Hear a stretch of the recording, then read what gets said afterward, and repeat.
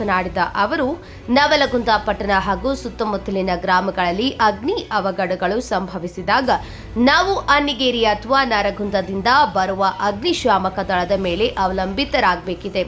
ಅನ್ನಿಗೇರಿಯಿಂದ ವಾಹನಗಳು ಸುಮಾರು 20 ರಿಂದ 30 ಕಿಲೋಮೀಟರ್ ದೂರ ಕ್ರಮಿಸಿ ಬರುವಷ್ಟರಲ್ಲಿ ಬೆಂಕಿ ವ್ಯಾಪಕವಾಗಿ ಹರಡಿ ರೈತರ ಬನವೆಗಳು, ಮನೆಗಳು ಹಾಗೂ ಅಂಗಡಿ ಮುಂಗಟ್ಟುಗಳು ಭಸ್ಮವಾಗಿ ಲಕ್ಷಾಂತರ ರೂಪಾಯಿ ಹಾನಿಯಾಗುತ್ತಿದೆ ಎಂದರು. ನವಲಗುಂದ ವಿಧಾನಸಭಾ ಕ್ಷೇತ್ರದಲ್ಲಿ ಯಾವುದೇ ರೀತಿಯಾದಂಥ ಅಗ್ನಿಶಾಮಕ ಠಾಣೆ ಇರುವುದಿಲ್ಲ. ಮೊನ್ನೆ ದಿವಸ ನವಲಗುಂದ ಪಟ್ಟಣದ ಮೆಹಬೂಬ್ ನಗರದಲ್ಲಿ ಏನು ರೈತರ ಮನೆಗಳಿಗೆ ಬೆಂಕಿ ಹತ್ತದಾಗ ಅದನ್ನು ನಂದಿಸಲಿಕ್ಕೆ ಅಕ್ಕಪಕ್ಕದ ಅನ್ನಿಗೇರಿ ಅಥವಾ ನರಗುಂದಲಿದ್ರೆ ಅಗ್ನಿಶಾಮಕ ದಳದ ವಾಹನಗಳು ಬರಬೇಕಾದಂಥ ಪರಿಸ್ಥಿತಿ ಐತಿ.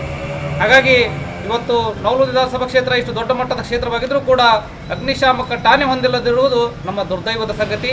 ಇಲ್ಲಿರುವಂತಹ ಜನಪ್ರತಿನಿಧಿಗಳ ಬೇಜವಾಬ್ದಾರಿ ಅಂತ ಹೇಳ್ಬೋದು.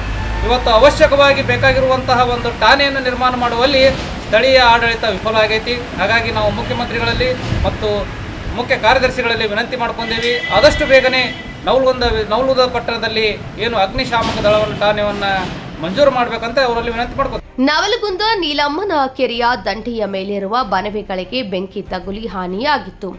ಇತ್ತೀಚೆಗೆ ಪಟ್ಟಣದ ಮೆಹಬೂಬ ನಗರದಲ್ಲಿ ಸಂಭವಿಸಿದ ಅಗ್ನಿ ಅವಘಡದಲ್ಲಿ ರೈತರ ಲಕ್ಷಾಂತರ ರೂಪಾಯಿ ಮೌಲ್ಯದ ಮೇವು ಹಾಗೂ ಹೊಟ್ಟಿನ ಬನವೆಗಳು ಸುಟ್ಟು ಕರಕಲಾಗಿವೆ. ಈ ಪ್ರಮಾಣದ ನಷ್ಟವನ್ನು ತಪ್ಪಿಸಬಹುದಿತ್ತು ಎಂದರು. ನವಲಗುಂದ ವಿಧಾನಸಭಾ ಕ್ಷೇತ್ರದ ಕೇಂದ್ರ ಸ್ಥಾನದಲ್ಲಿಯೇ ಇಂತಹ ಮೂಲಭೂತ ತುರ್ತು ಸೇವೆಯ ಕೊರತೆ ಇರುವುದು ದುರ್ದೈವದ ಸಂಗತಿ. ಸಾರ್ವಜನಿಕರ ಹಿತದೃಷ್ಟಿಯಿಂದ ಹಾಗೂ ರೈತರ ಆಸ್ತಿ ಪಾಸ್ತಿ ರಕ್ಷಣೆಗಾಗಿ ಸರ್ಕಾರ ಮತ್ತು ಸಂಬಂಧಪಟ್ಟ ಇಲಾಖೆಯು ಕೂಡಲೇ ನವಲಗುಂದ ಪಟ್ಟಣಕ್ಕೆ ಸುಸಜ್ಜಿತ ಅಗ್ನಿಶಾಮಕ ಠಾಣೆ, ಅಗತ್ಯ ವಾಹನ ಹಾಗೂ ಸಿಬ್ಬಂದಿಯನ್ನು ನಿಯೋಜಿಸಬೇಕೆಂದು ಮನವಿಯಲ್ಲಿ ರಾಜ್ಯ ಸರ್ಕಾರಕ್ಕೆ ಒತ್ತಾಯ ಮಾಡಿದರು.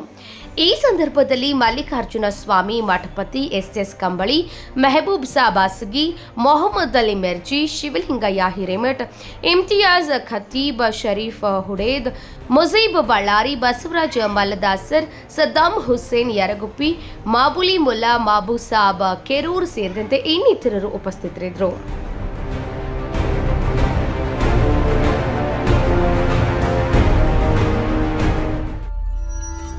ನೀವು ನೋಡ್ತಿದ್ದೀರಾ, ಇದು ನ್ಯೂಸ್ 88 ಕನ್ನಡ, ಸುದ್ದಿಯ ಜೊತೆ ಸದಾ ನಿಮ್ಮೊಂದಿಗೆ.